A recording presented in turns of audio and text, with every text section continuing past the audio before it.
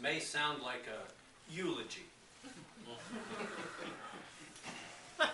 In fact, this is the last day on earth for my son,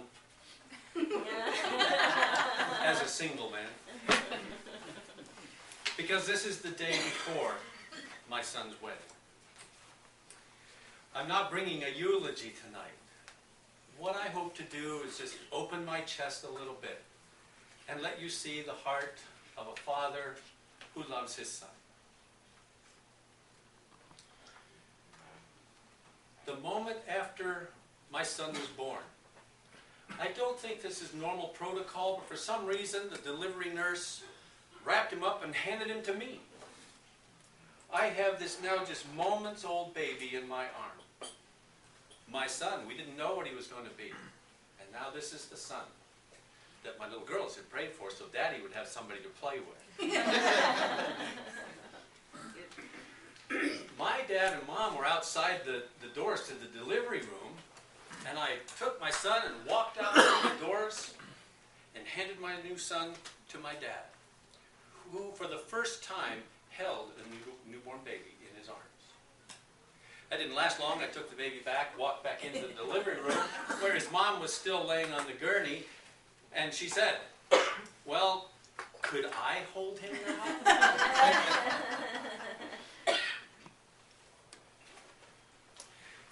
We named him Dennis Jr.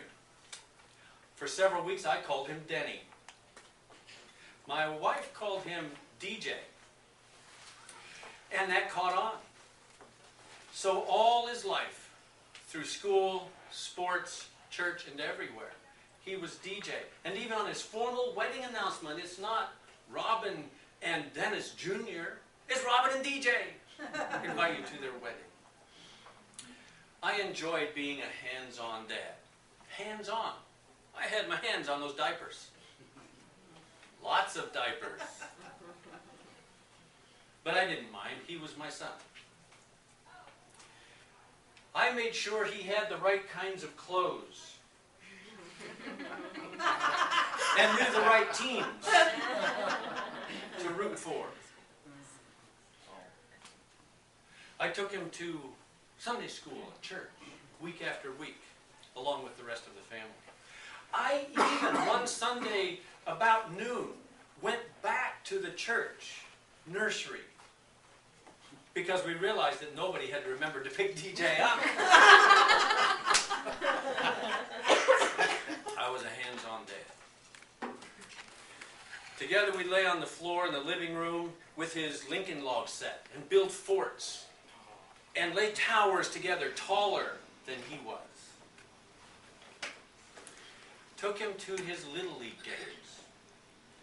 To this day, I don't recall a game starting with his T-ball days that I wasn't at. In fact, I believe I was at every one of his practices. I went to them all. Then there was the hike. Mowich Lake at 5,000 feet above sea level on the northwestern side of Mount Rainier is the biggest and deepest lake in Mount Rainier National Park.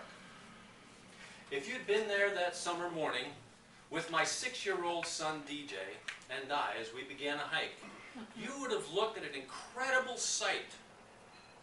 A marvelously azure cyan spectacular in the sparkling morning sun. And it was as if it was lit from some mysterious incandescent light below. It was an amazing sight. I've been to that lake several times and I've never seen it look like that. DJ and I hiked the first part of the trail around the edge of the lake. 3¼ miles away, and at an elevation 1,000 feet above the lake, stood Ptolemy Peak, our goal. The trail follows along the lake for a while, meets up with the Ipsit Pass Trail, and then takes a little climb and then a little dip on the other side, and then some kind of easy switchbacks up to Eunice Lake, a beautiful little lake at the foot of Ptolemy Peak. From there, the trail rises 400 feet nearly vertically on switchbacks. a simple little exercise for my son, a stress test for me. I huffed and puffed behind him and got to the top where there was an old abandoned fire lookout. We spent a little time recuperating, or I recuperated, and looked around. There was, from the top of Ptolemy Peak, out about a quarter of a mile, a knife-edge ridge to the next little peak. One of us thought it would be a good idea to go over there. So I made him go first. DJ wore a little rucksack. I made sure it was buckled tightly over his shoulders and around his middle. I was actually right behind him.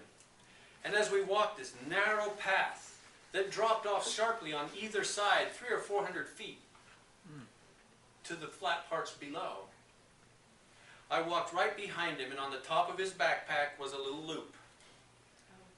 With my right hand, I reached out and grabbed the loop, loosely, so that he could walk in the feeling of freedom and not even knowing that I was there. But tight enough so that if he stumbled and rolled, I had his back, and he would be safe in my hand. We enjoyed that trip across and back home safely. After that day, I have thought many times about that ridge, and can see in my mind my little 6-year-old in front of me and my hand on his backpack loosely, but firm. I've sometimes wondered if God is like that with us. If we're out on our adventures and taking risks and doing things the way we think we ought to, if God doesn't somehow have our back and have His hand, loosely but firmly, should we stumble, roll the wrong way so that nothing devastating happens to us? God's got our back just like that, I believe. This is the day before my son's wedding. Today, my mind and my heart have been filled with colorful and deep thoughts and memories. Times when the guy wasn't so big. He's almost 6 feet tall now and has worked out for years. At one point I could arm wrestle him. I don't think I could today. The day's been filled with those kinds of memories. And on the day before my son's wedding, I would just say this: he is my only son, and I am well pleased with him.